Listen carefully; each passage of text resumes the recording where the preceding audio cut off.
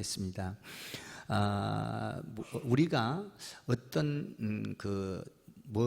무슨 것을 알려고 한다면 정상에 올라봐야 잘 알게 되어 있습니다. 산을 올라갈 때 정상에 올라가 보지 아니하면 밑에 것을 잘 모릅니다. 정상에 올라가면 쫙 보이게 되는 것이죠. 어떤 탑, 그러니까 꼭대기에 올라가 봤을 때 밑이 잘 보이게 되어 있습니다.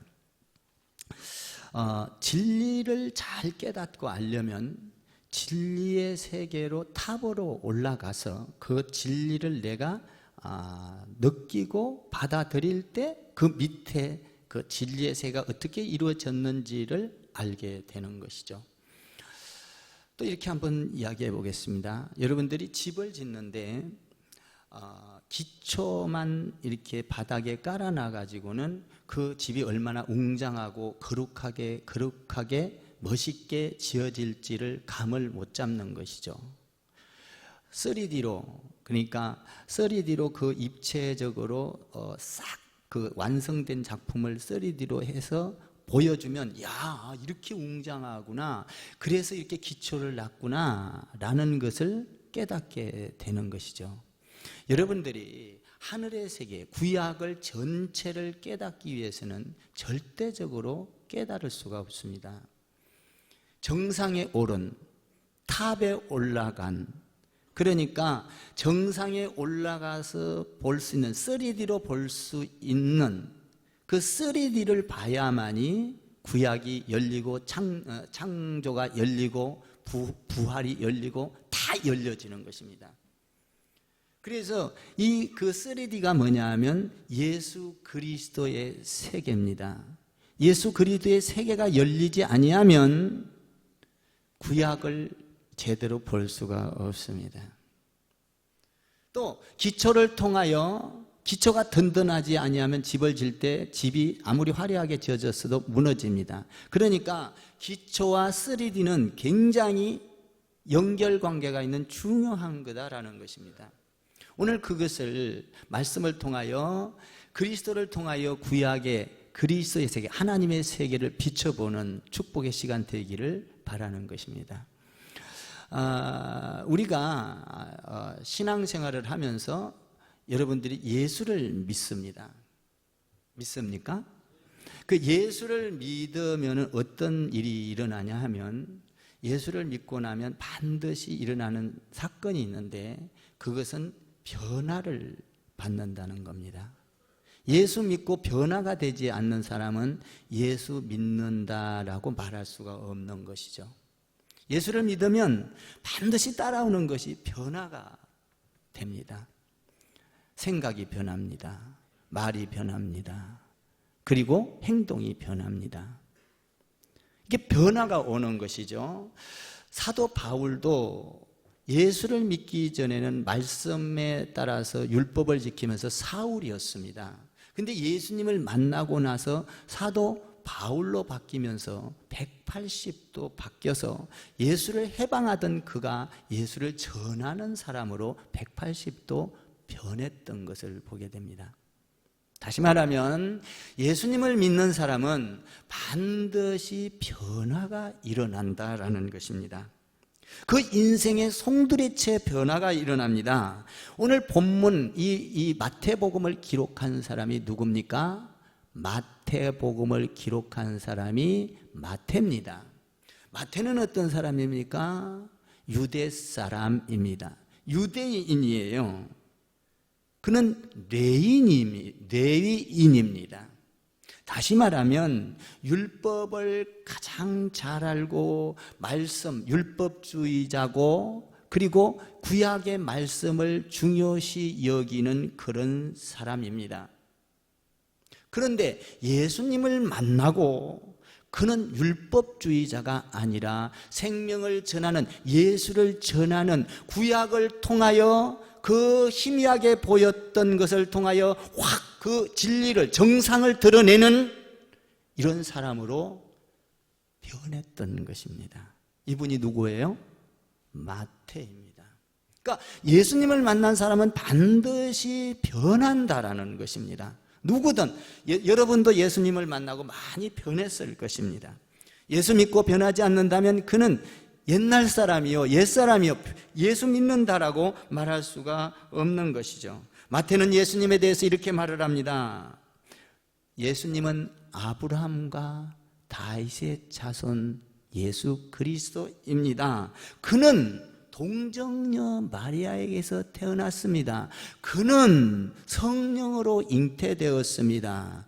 그는 하나님의 아들이었습니다. 그가 왔을 때 그는 충분히 경배를 받아야 했고 예배를 받아야 했고 그리고 찬양을 받기에 합당한 분이었습니다 라고 마태는 변하여 예수님을 전하게 되었던 거예요.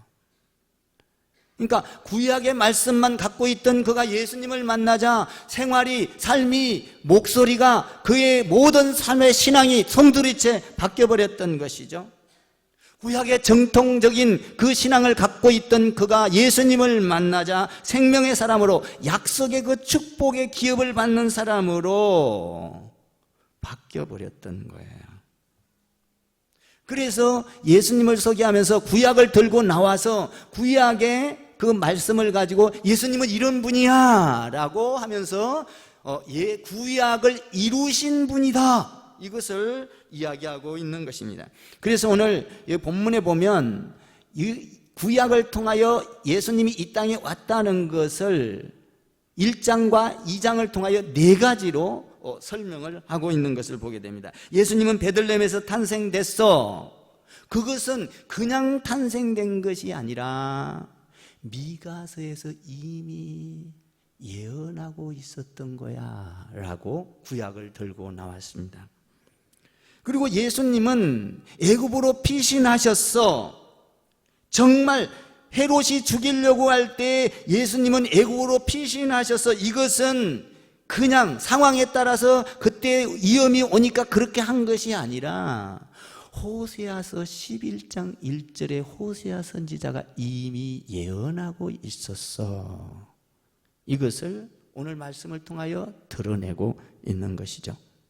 그리고 오늘 그게 말씀을 보면 라마에 통곡하는 것처럼 예수님이 태어나자 살인사건이, 비극이 일어난 것도 그냥 그 살인사건이 그냥 일어난 것이 아니라 그것도 이미 예레미야의 선지자를 통하여 예언하고 알려준 사건이었어.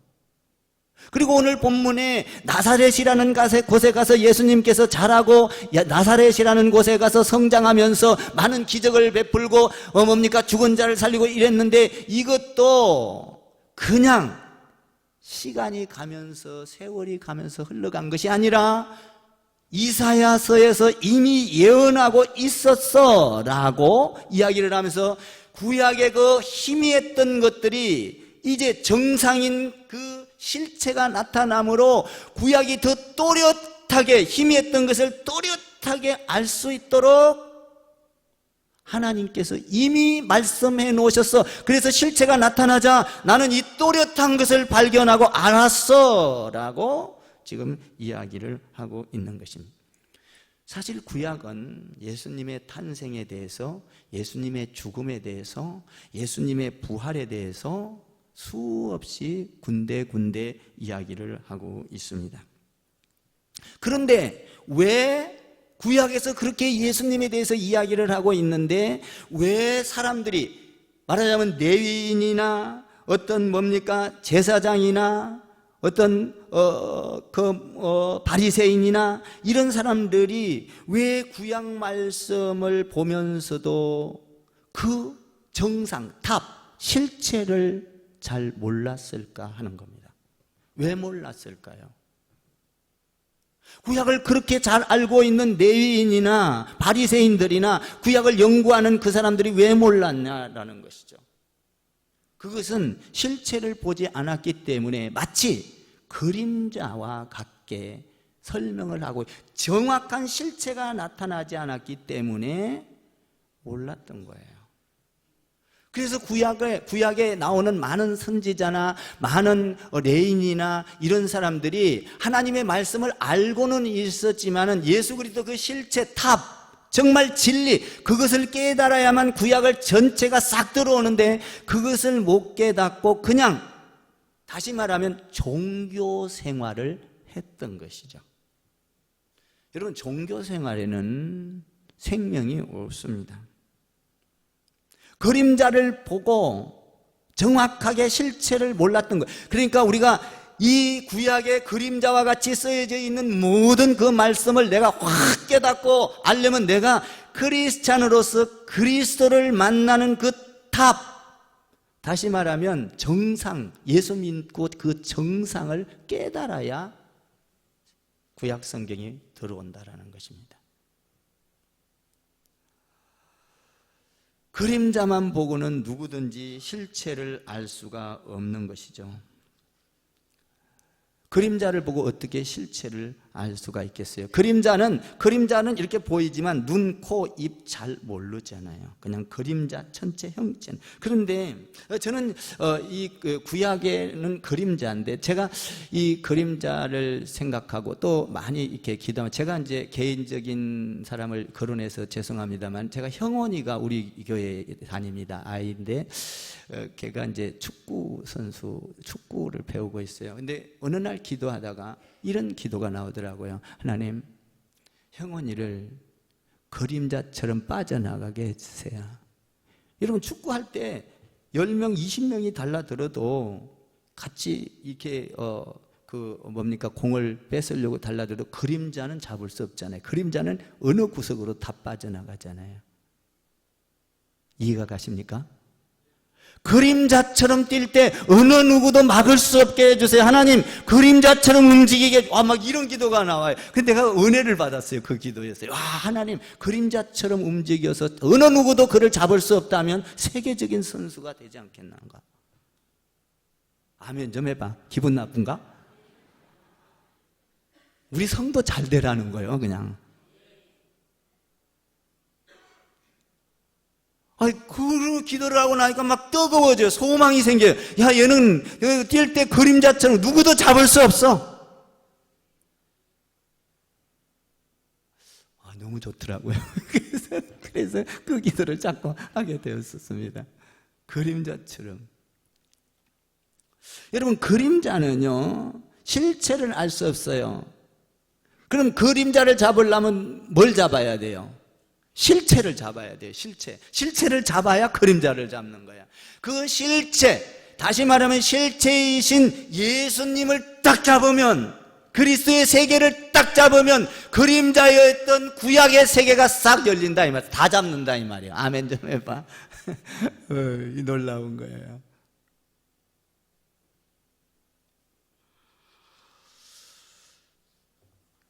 여러분들이 하나님의 진리의 말씀을 깊게 깨닫고 축복의 통로로 완벽하게 들어가기 위해서는 이 탑에 올라가서 밑그림을 볼 줄 알아야 된다라는 것이죠. 그래서 많은 사람들은 진리의 말씀을 읽었지만 깨달을 수가 없었습니다. 감추어진 그림자였습니다. 그러나 때로는 성령이 임하고 하나님께서, 하나님의 영이 임해서 통찰력을 주면은 그것을 깨닫는 사람들이 있습니다. 사랑하는 성도 여러분, 여러분들이 우리 교회에서 신앙생활을 하면서 성령 충만하여 영적인 통찰력을 가져서 예수 그리스도의 세계를 깨닫고 구약의 세계를 깨닫고 선지자의 세계를 깨달아서 하늘의 사람들이 다 되기를 주님의 이름으로 축복을 드리는 것입니다. 그래서 사도행전에 보니까 성령이 임하니까 통찰력이 생겨서 그리스도의 세계, 예수 그리스도가 했던 그것을 그대로 답습하면서 놀랍게 세계를 변화시키는, 오직 성령이 임하면 너희가 권능을 받고 이 엄청난 사건을 이루는데, 성령의 통찰력이 있을 때 우리가 알지 못하는 세계를 3D로 열어간다는 사실입니다.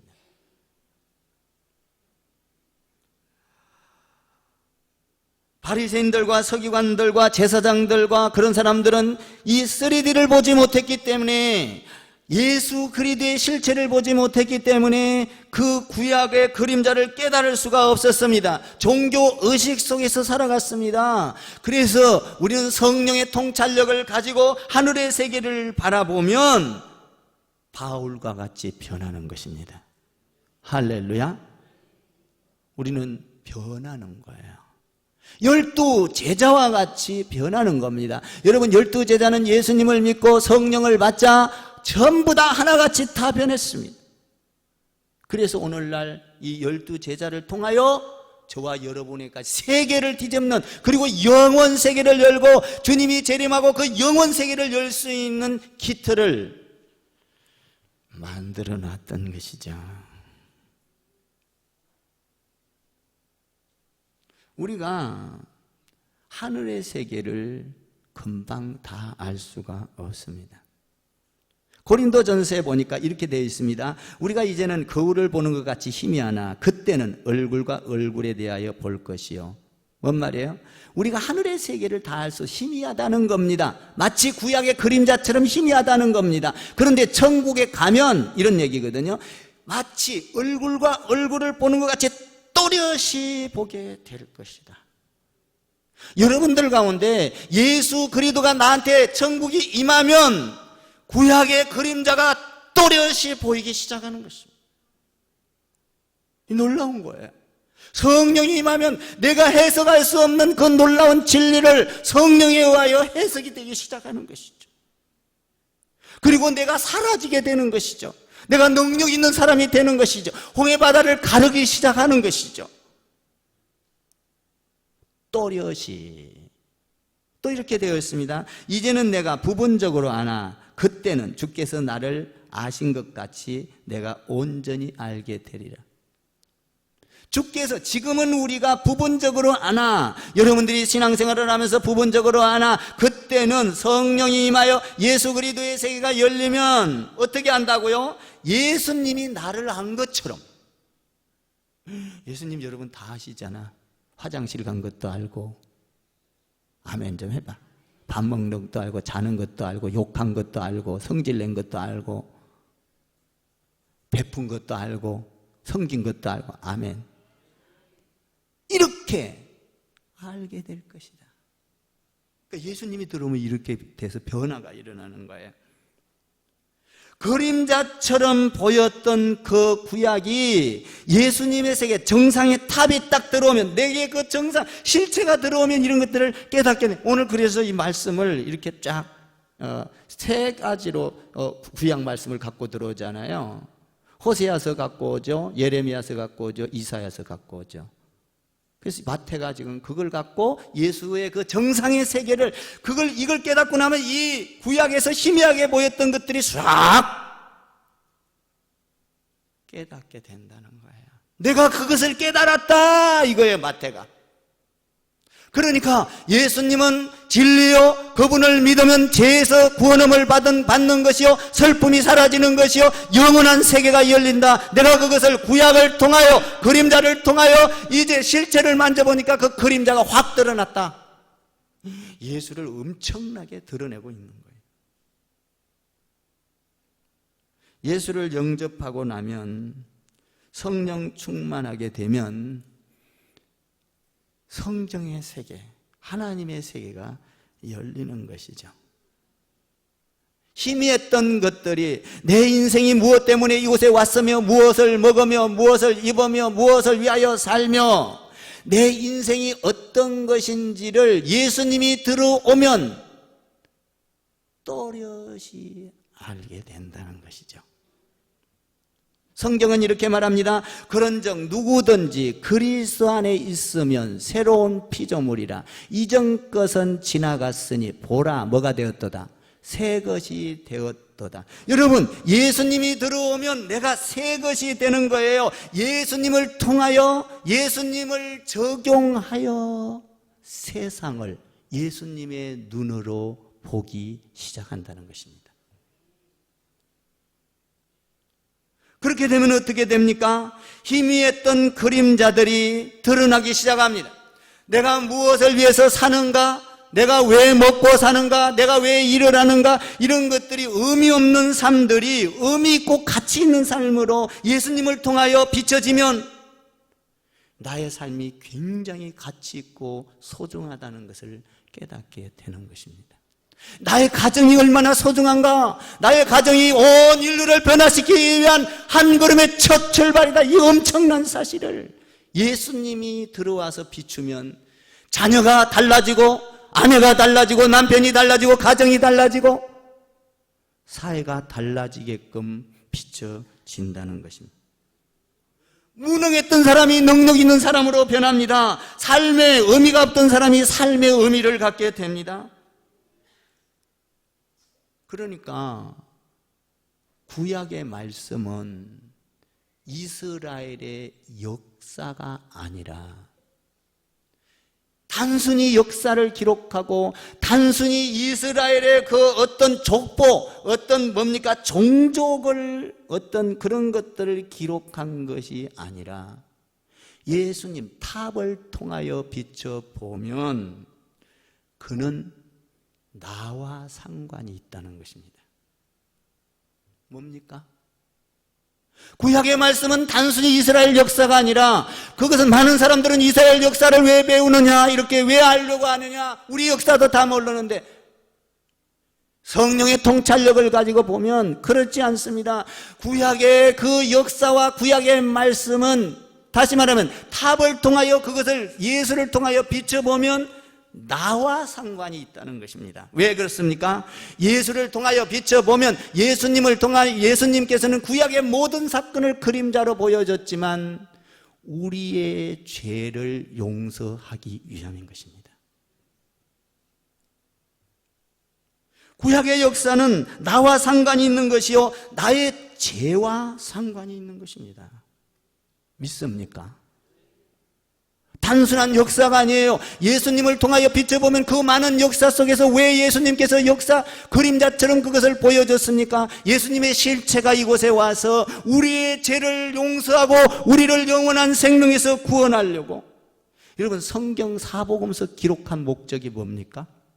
두 가지지 않습니까? 요한복음 우리 공부했죠.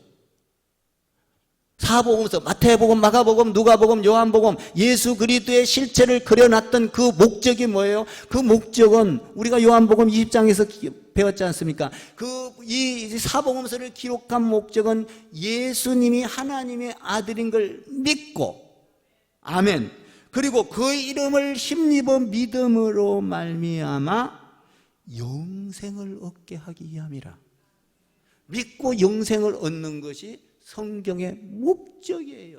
그러니까 이 목적 달성, 탑에 올라가서 내리다 쫙 구약까지, 창세기까지 내려 비춰보니까 뭐예요?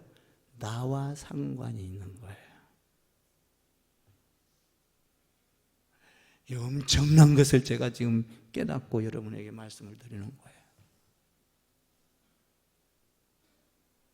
어마어마한 거. 이 사실을 깨달을 때 하나님 앞에 두 손 바짝 들 수밖에 없다는 거예요. 위대하시도다. 예수님은 이 땅에 오신 목적이 뭡니까? 믿고 영생. 그러니까 구약의 그림자처럼 이야기했던 모든 것들이 우리를 구원하기 위한 말씀이요 역사였다는 거예요. 그것이 13절부터 기록되어 있는 거예요. 13절 한번 읽어볼까요? 13절 시작.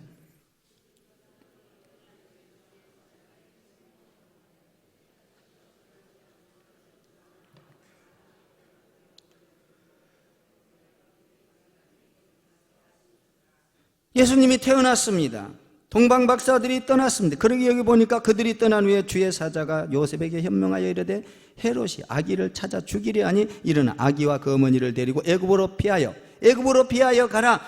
지금 죽을 예수님이 태어났을 때 그 엄청난 그림자를 했지만 이 실체를 드러내야 되는데 이거를 어떻게 했습니까? 하나님이 오늘 여기에 보니까 애굽으로 피하였다. 죽게 헤롯이 잡아오라는 거, 잡아 죽이라는 거. 그러니까 애굽으로 피하였다. 호세아서 11장 1절을 이룬 말씀이잖아요. 그런데 여기서 보니까 이런 위기가 온다 할지라도 하나님의 역사, 그 성경 전체를 비추는 데 있어서 보니까 하나님은 어떠한 위기가 있다 할지라도 하나님의 세계를 열기 위해서는 보호하신다라는 것입니다.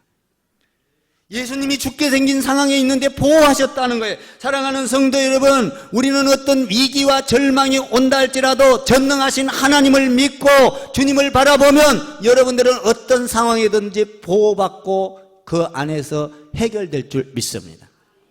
하나님은 우리를 보호하시는 하나님이에요. 죽음에서도 보호하고 경제의 위기에서도 보호하고 나의 병든 가운데서도 보호하시는 하나님. 애굽으로 피하라는 거예요. 보호하시는 하나님. 여러분에게 작은 고통이 있을 수 있습니다. 작은 질병이 있을 수 있습니다. 그것은 여러분들에게 큰 일을 감당하기 위해서, 축복을 주기 위해서 보호하고 있는 거예요. 이걸 알아야 돼. 예수님 정말 죽게 생긴 상황에서 애굽으로 피하라, 애굽으로, 여기서 보면 또 재미있는 게 꿈에 현몽하여 꿈으로 했다는 거예요. 꿈. 여러분, 하나님은요 꿈으로도 역사하고 성령으로도 역사하고 말씀으로도 역사하고 은혜로도 역사하고 사람을 통해서도 역사하고 심지어는 귀신을 통해서도 역사해. 아멘 좀 해봐. 어? 이야, 하나님은 진짜 뭐 하려고 보호하면서 그리스도에서 다시 말하면 구약을 쫙 알려주기 위한 거야 지금. 우리가 인간적으로 볼 때는 이해하지 못합니다. 홍해바다가 갈라진 사건을 어떻게 이해하며, 죽은 자가 살아난 것을 어떻게 이해하며, 여러분 여리고성이 무너진 것을 어떻게 이해하겠습니까? 그러나 하나님은 하실 수 있지 않습니까? 오늘 꿈에 현몽하여, 꿈으로 나타났다 이런 얘기예요. 근데 13절에서 보니까 꿈으로 나타났는데 요셉과 마리아가 어떻게 했어요? 그 말을 듣고 에이 가짜야 이렇게 했어요. 그 말을 믿고 순종했어요. 14절 한번 읽어봐요. 14절 읽으면 더 잘할 수 있어요. 14절 시작.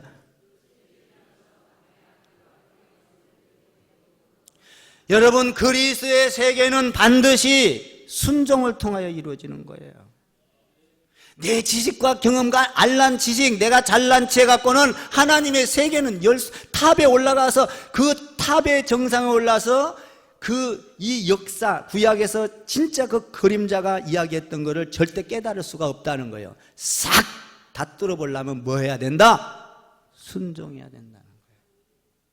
하나님의 역사는, 하나님의 세계는, 그리스도의 세계는 순종을 통해서 이루어지는 거예요. 여러분 1장 계속 공부했죠.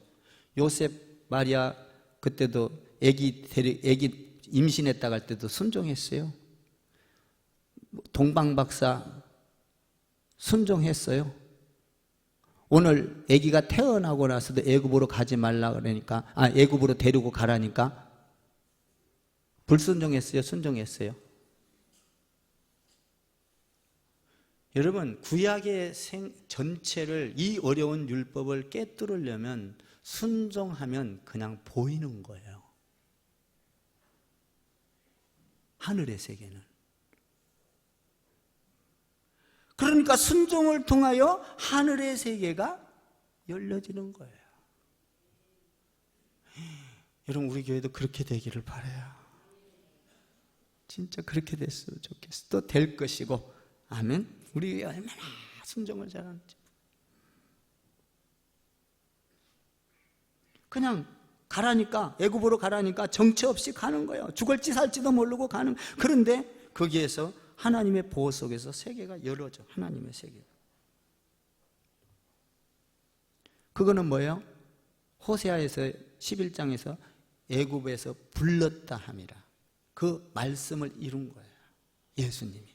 그러니까 구약의 그림자는 이런 거였는데 실체가 이렇게 나타보니까 이것이 놀랍게 하나님의 명령하에서 계획하에서 이루어지. 야, 하늘의 세계는 신묘막측하구나. 여러분 계획이 한 치 앞도 모르는데 몇천 년 후에 그걸 계획한 것이 이루어지는 거예요. 하나님. 또 한번 16절 두 번째 또 한번 볼까요? 16절 18 정말 성경 보면 재미있어요. 16절 18절 한번 읽어봐요. 시작.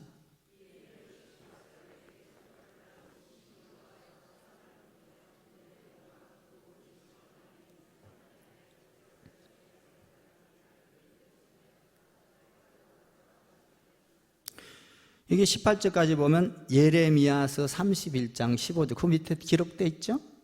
이 말씀을 인용했다는 거예요. 여러분 이게 뭔 말이에요? 이 헤롯이 분노하니까 살인극이 일어났어요. 그래서 2살 미만에 다 죽이라는 거예요. 여기 보면 여러분 그걸 보고 통곡을 하는 거 울었지 않겠어요? 또 라헬이 아기를 못 낳자 아기를 갖기 위해서 통곡하며 기도했다는 거예요. 여러분 예수님은 예루살렘의 죄를 보고 통곡하며 울었어요. 아멘. 그러니까 우리의 죄를 보고 이렇게 슬픔을 당해야만 했던 이것은 성경을 이룬 것이다 이 말이에요. 구약을 이룬 것이다 이 말이에요.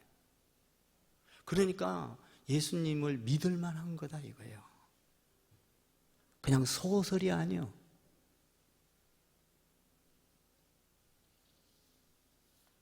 또 19절부터 23절 보면 놀랍지 않아요? 그게 쭉 보면은 헤롯이 죽은 후에 뭡니까? 이제 죽었으니까 이제 갈릴리로 데리고 와라. 예루살렘으로 다시 데리고 와라. 그런데 갈 수가 없는 거예요. 그 헤롯의 왕의 아들이 아칼리오예요. 아켈리오. 여기 보니까 아켈리오인데 아켈리오는 헤롯보다 더 나쁜 놈이요. 더 사람을 죽인 게 3,000명이나 죽인 놈이요. 헤롯은 뭐예요? 애기들 죽이고 뭐 자기 장모 죽이고 뭐 이렇게 쭉 죽이잖아요. 그런데 이 아켈로라는 그 헤롯의 그 아버지의 그 아들이요 3,000명이나 죽이. 그러니까 무서워서 못 가는 거예요. 이사야서 11장 말씀을 이루는 거예요. 또 뭐냐? 야, 얘는 하나님 말씀에서 나사렛이라는 동네에 가서 자랄 거야. 예수님은 나사렛에서 자랐잖아요. 성경을 이루었다 이 말이에요. 야, 예수님의 실체를 잡고 보니까 성경이 그대로 그림자가 실체로 나타났구나 라는 거예요.